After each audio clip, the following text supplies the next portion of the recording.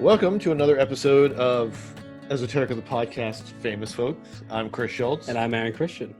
And we have a very special guest today. Yeah, so joining us is Mr. Peter Wingsoe. Peter, why don't you introduce yourself a little bit? Tell us a little bit what you do.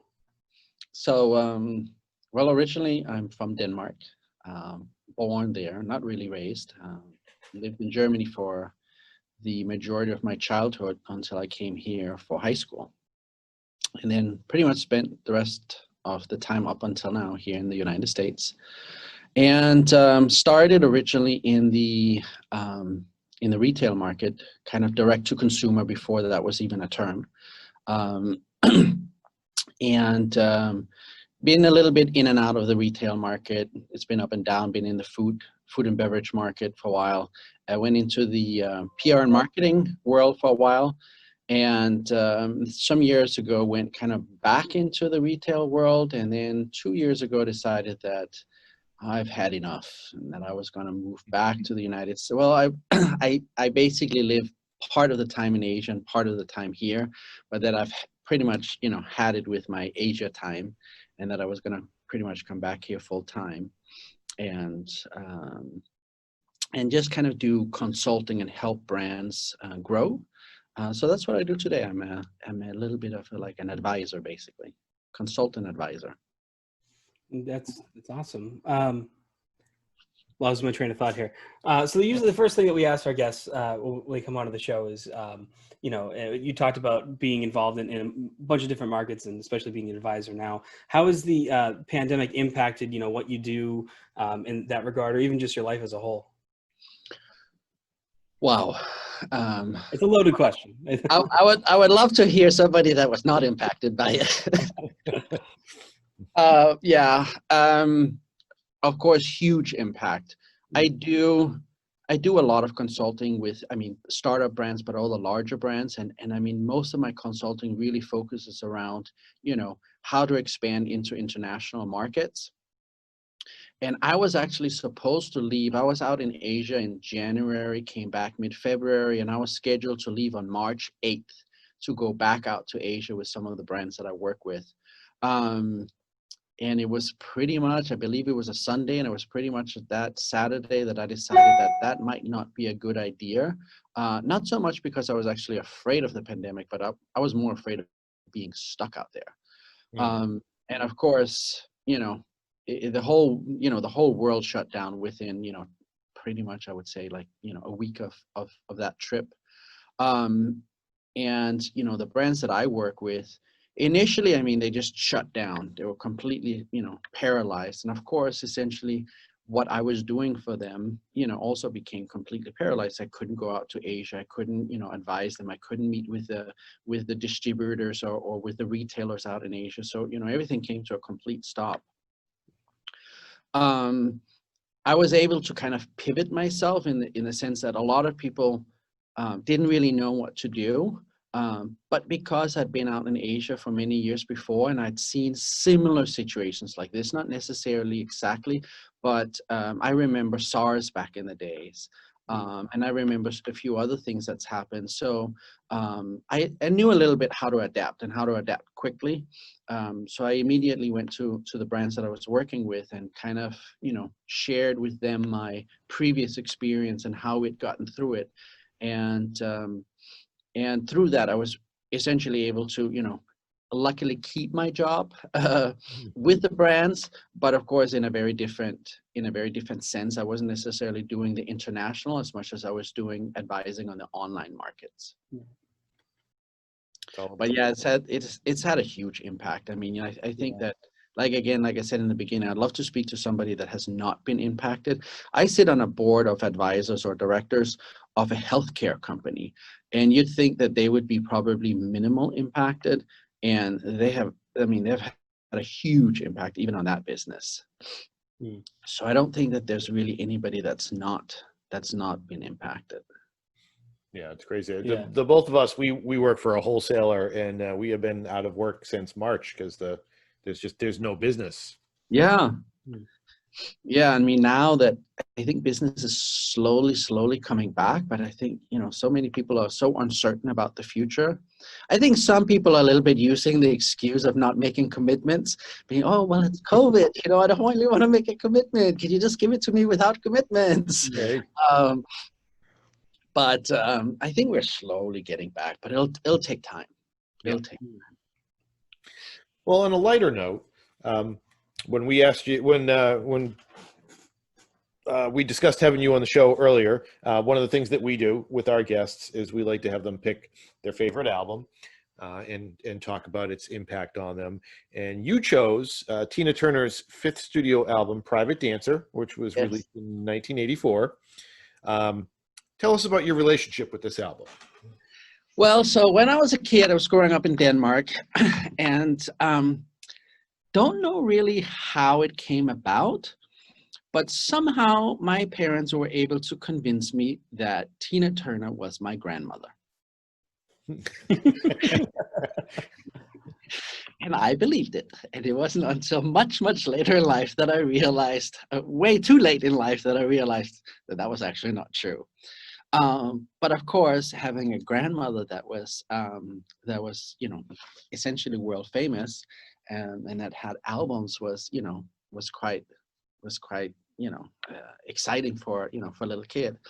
And I remember listening to Tina prior to, but I guess I was a little bit too young, and it all kind of, I wasn't really excited into music. I wasn't really into it. So it was kind of cool having a grandmother that was world famous, but that I never really met.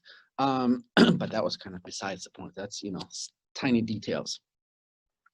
But when Private Dancer came out, that was like, I guess I was in that age where, music started, making sense, and you get excited about music, and, your body starts, doing things when you hear the music. So that was kind of the first, I guess, my first entry into music. And I remember I would sit and I would listen to this record literally with my earphones on for hours in a day. And I mean, I could probably listen to it, 5, 6, 7 times in a day. Just over in the little corner. I mean, I've always kind of been a little bit of I wouldn't say a loner, but, growing up, my mom, I would wake up early, and my mom would just kind of put the box of Legos at the end of the bed and just go like, here you go, play with the Legos. And sometimes she would be like, wait, are you still there? Because I was so quiet just playing with my Legos. But that's kind of continued. So when I was that age, I would just, kind of put my earphones on, sit over in the corner. And I loved that album. And I was very proud of having a grandmother that was talented. And it is a great album. I know 1984, I was 11. Just really getting into the top 40 myself. So this album, I have a lot of memory of the tracks off of this. And I really couldn't tell you much about Tina Turner other than, with Proud Mary, her cover of that. But this album is just song after song, still to this day. It was exactly, it was like hit after hit, song after song. It was amazing. And again, like I was basically around your age. I think I was 12. I was born in 72, right? So, it was the beginning when I started, liking music. And I just remember, I mean, of course, Private Dancer was probably the most famous. But that's not to say that was the only song I listened to on the album. I listened to all of them. Back then it was LPs. There was no CDs back then. Yes, you had to get up and change sides. Yes. It's funny when I heard we would be talking to you about Tina Turner. I my entrepreneurship class in high school. No, not entrepreneurship. It was wow, I'm losing my thing. Microeconomics in college. Actually, one of my professors puts Tina Turner on, and these really provocative dances were just in the middle of class. But it's the only memory I have of Tina Turner lately. But so speaking of favorite songs on, or these popular whatever on this album, what would you say that like your favorite song is on this album, or songs? Oh, for sure, Private Dancer, by far, and that's probably the one that I really remember. And whenever it comes up on radio, not that it's played very often anymore, but when it does come up, I guess I don't really listen to soft rock radio. Maybe that's why I'm not a very big, radio person. I listen to radio when I drive. I'm a big podcast person, but it's usually, talk shows.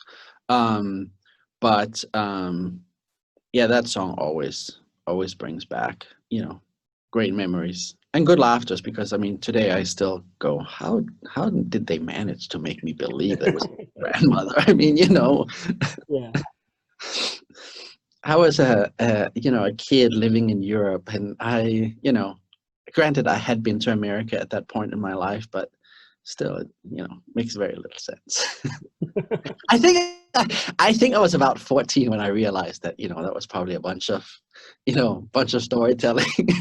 So I was pretty old. I was pretty naive. I go, something doesn't seem quite right here. Yeah, later on in life, you start, asking yourself questions like, wait a minute, we don't even look alike. I mean, like, she's American. I'm Danish. Like, wait, what? Like, why did I not catch on to this a little bit earlier? Like, am I that dumb? Does that mean you have like Ike Turner's your grandfather? Because that's not a plus. No, that's certainly not a plus. I don't know. He never really came up much in the conversation. It was more just her. And besides the fact, I think she was born in, I think she's 80 now, so she was born probably in 38, 39, 40, because I think she's about in her early 80s, late 70s, early 80s. My mom was born in 44. So, just from that math, it's completely impossible. Yeah. But, so that's how life is sometimes. But it certainly has made for a lot of fun stories later on, especially with some of my elementary school friends that still remember me telling in school that it was my grandmother. And of course, nobody believed me, but I believed myself. So that's all that matters. I think when I think back to this album, I'm going to say that What's Love Got to Do with It? It's probably like that's a standout track for me. Yeah. Yeah, I guess it wasn't my favorite. I mean, I like it, but it wasn't my favorite track on the album. So, I mean, I guess, I don't know, which song do you guys think that's played the most? Like, do you guys, I mean, I don't know if you guys listen to soft rock. Back when we were still working, the only station our boss lets us listen to at work is soft rock. And I would say Private Dancer, we probably heard like 2 or 3 times a week. Oh, really? Yeah. I used to work at a grocery store, and What's Love Got to Do with It would come on at least 3 times an hour. I'm not joking. Oh my God. Yeah, it'd be Tina Turner like every 5 songs. There's like a period of time we only got to listen to. That was the popular. It's been a while since actually I don't even have a record player anymore, but it's been a while since I've dusted off those old records and put them on. But I guess I can't actually do it because I don't have a record player anymore. And I think I did get them all on CD, but even that's been kind of outdated. Yeah, everything's digital. I have to admit, like, one of my selfish motivation behind doing this series on our podcast is having the opportunity to go back and listen to albums. Like, I'm familiar with this album. I remember from my childhood, but it wasn't until you named it that I sat down and listened to the whole album again. So that was pretty cool. Yeah, I mean, I think that's, I don't know, I guess you're about the same age as I am. I guess, I'm a little bit stuck in that era, I guess. And maybe, I don't know if you are, but maybe we all are a little bit. But there was a lot of great music back then. Not that there isn't a lot of great music today. I just don't think it's quite the same, Yeah, it was exciting. Things were new. It was, MTV was a brand new thing. Like, I just, MTV now, I don't think they even play music videos anymore. They don't. No, I don't think so either. I remember we had just moved to the United States. That was, I think, in '88. First we lived in LA, and then we had moved to Connecticut. And I remember I have a little brother, and we were watching MTV and VH1, and that was pretty new at that time. And I think it's a very, very, I mean, there was just music videos. There was no shows. There was no, Yep. cribs or anything like that. Um, so it was, it's very, I guess, primitive, very basic. They were simpler times. We're starting to sound like our parents now. But Exactly right. Exactly. I remember when when I was your age, back then you could get a soda for 25 cents. yep. We're getting old. That's But the and truth is that, I sometimes catch myself. I mean, I remember I hate when my grandfather would do that, going like, when I was your age, I remember, we could, and then I catch myself doing it myself, nowadays too. I mean, I have a bunch of godchildren, and you know, just last weekend they were doing a little lemonade stand, and they were selling. Well, they made $160 in 4 hours. what? Yes, exactly. Of course, I went, well, when I was your age, and we did a lemonade stands, we were happy if we made $5 the whole day, And then I Right. go, oh yeah, now I sound like my grandpa. I have to admit, I have like mid-sentence lecturing my kids, like heard my father's voice in my head, and I just bust out laughing. I'm like, yeah, it's happened. It's Yeah. inevitable. So you mentioned that a lot of the businesses that you're involved with are internet based, and you sort of you're consulting towards an international basis. Do you think the current climate we're in now, like a lot of people have had to pivot because of the pandemic, do you think that is a possibly a good thing for some of these companies going forward? Like, do you see positive changes coming out of how we've had to do business in the last 6 months? I think I'm an eternal optimist, so I always try to look at things, kind of in a positive way, and I never like to really buy into the negativity. Um, so I do think that there is, it's a good thing. I think that essentially many of the things that are probably happening were bound to happen anyway. It just kind of sped up the process. Retail stores, they've been, I mean, lack of better words, been dying for the last many years, right? Yeah. Now they're kind of dead. Um, and many retailers probably won't really be coming back, or they'll be coming back very differently. Online, was already becoming, kind of the norm. And I think it's just become even more the norm than ever before. I was the original co-founder of a company called Pink Dot. It was called Pink Dot Delivering the Future. And this was back in the late 80s, early 90s. I was super young. And we basically delivered grocery to your store in 30 minutes or less. And back then, that was a big novelty. And, nobody else was doing it, and grocery stores weren't doing it. And some customers really liked it, but it was more, the convenience, and they weren't buying whole groceries. And here we are, 20, 30 years later, and it's the norm. So I think that, all of these things were happening regardless. It just happened a lot faster.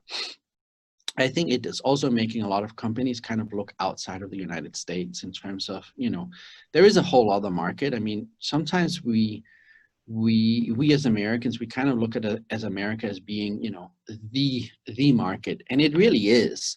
But in many ways, it's just one of many markets also, right? There is Southeast Asia, and I mean, if you just take, like the Philippines, Thailand, Cambodia, Vietnam, Myanmar, and some of those countries, and put them together, I mean, they have more people than we have here in the United States. And they have buying power. Granted, many of them are still third world countries, but I always kind of jokingly say that a Filipino may make $500 a month, but they spend $550 every month, right? So they're definitely out there buying. And there's many brands that are extremely successful in the Philippines. I mean, Guess, which is a good old American brand, right? Guess jeans, and they have more stores in the Philippines than in any other singular market outside of the United States. So even though Philippines is often just considered, well, it's a third world market, it's a small market, they don't have the money. Yet for a brand, as big as Guess, they have, I think it's about 150 stores throughout the Philippines, and that's amazing. So there's huge markets outside of the United States, and there's huge potential, and I think a lot of brands are. Now that we're slowly coming back, I'm getting more and more calls from brands that are going like, okay, we're stuck here in the US, we're still not opening up, but the markets in Asia are opening up. They're buying again. Maybe we need to start looking into that market. Mhm. So I think there's lots of opportunities, and there's lots of good things I think that will come out of this. Of course, it's not a good situation that we are in now, and some people are benefiting from it, particular tech companies, but there's many people that are seriously hurting from it. But it's not the first time that this has happened, and it takes time for the system to balance out. So I think that it'll take 3, 4, 5 years maybe to balance out. But all of the people that lost their jobs in one sector, chances are eventually, maybe not immediately, they will start finding jobs in other sectors. Mhm. So starting to move away, I think, from business and just thinking you as a person, what's one change you would like to see come out of the pandemic experience?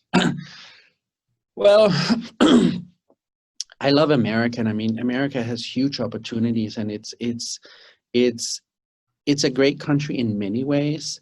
But what I don't like, and very different from the country that I was born in, Denmark, is that in Denmark we take care of each other. It's a socialistic country, and I don't find that we do that enough here in the United States. I think that healthcare is horrible here in the United States. We have some of the most unhealthy people in the world. We don't have a good healthcare system. We don't have a good way of taking care of each other. And like I said, I know that there's a lot of people hurting, and they're hurting very, very seriously. I mean, there's a lot of people that have lost pretty much everything that they had. And yeah, you get, $1,500 from the government, or you get, some stimulus here and there. But at the end of the day, it's nothing. I mean, it's not a lot of money.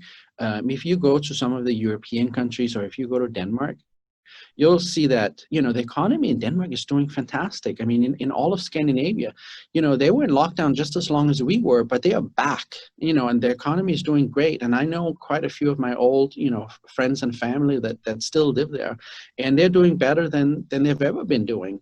And they're in various industries. They have car dealerships, they have restaurants, they have various things. They're thriving. We are not. So I think that, I'm hoping to see that there'll be a little bit more balance between, the rich and the poor.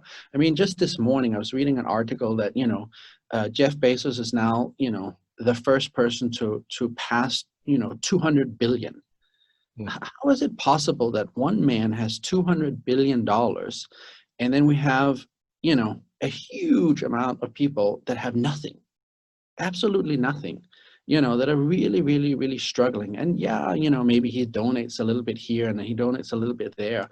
But I mean, at the end of the day, it doesn't make any sense, right? That there should be that much discrepancy between, the super rich and the super poor. And I'm really hoping that will, become better. And I mean, why is he so rich? Because the company is worth so much. Well, wouldn't it make sense that company, does a little bit more for its employees?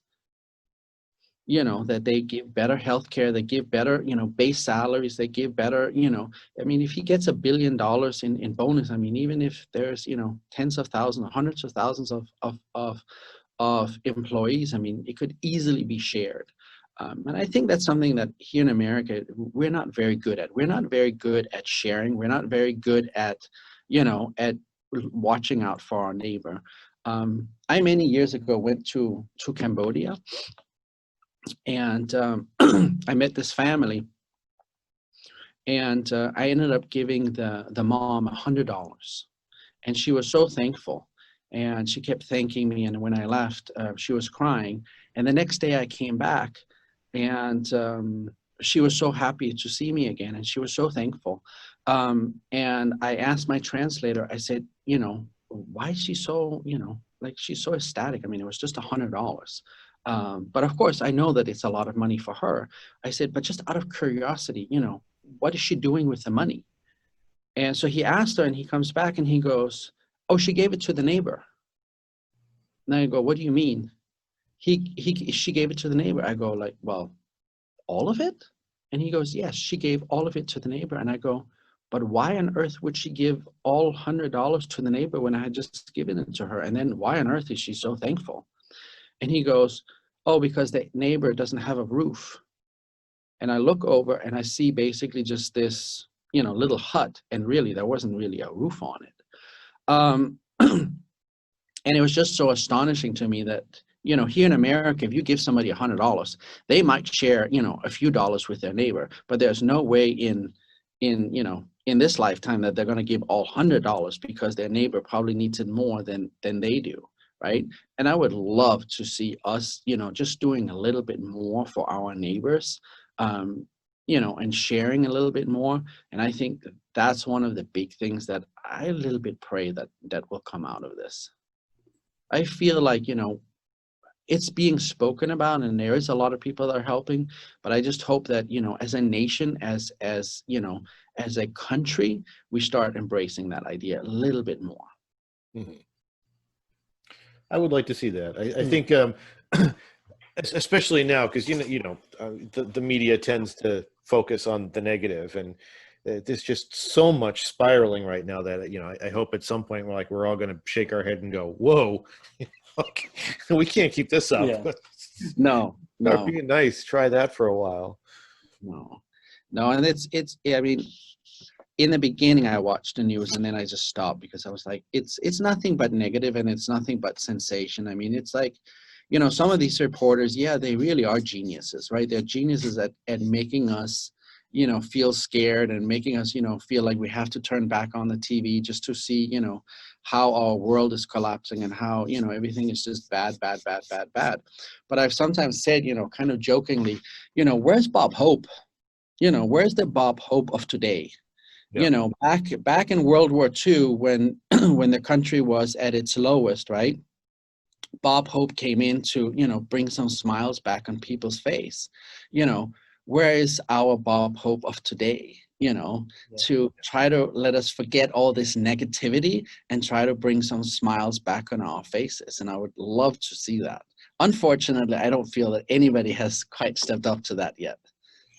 No, even the people who are funny they're mostly getting their laughs at just how ridiculous the world is. It's not uplifting. It's more like, if you don't laugh, you're gonna scream. It's just making fun of how bad it is, right? It's not really, it's not in a positive light. It's just making fun of the negative. Yeah. But I think you're right. It's possible. It's something we can do. I look at, just the technology that we're using to talk today. Aaron and I have been, we're small-time podcasters. We started doing this back in February, and I said to Aaron one day, wouldn't it be more interesting if we could get famous people to come on our show and talk? And never thinking that down the road we would actually be talking to people, but here we are. So anything's possible. Anything is possible. Exactly. I think that you just, you have to be optimistic and you have to look at the possibilities that's out there and not focus on the negative, because, that's not worth it. Right. Be the change. Yeah, there you go. Be the change. Well, Peter, I want to thank you very much for taking time out of your day today to come talk to us. Thank you very much. This has been very enjoyable, and thank you for getting me to listen to Tina Turner again. Yeah, you're welcome. Tell your grandma I said hi. Will do. Not sure that she'll take my call, but, good try. Yeah.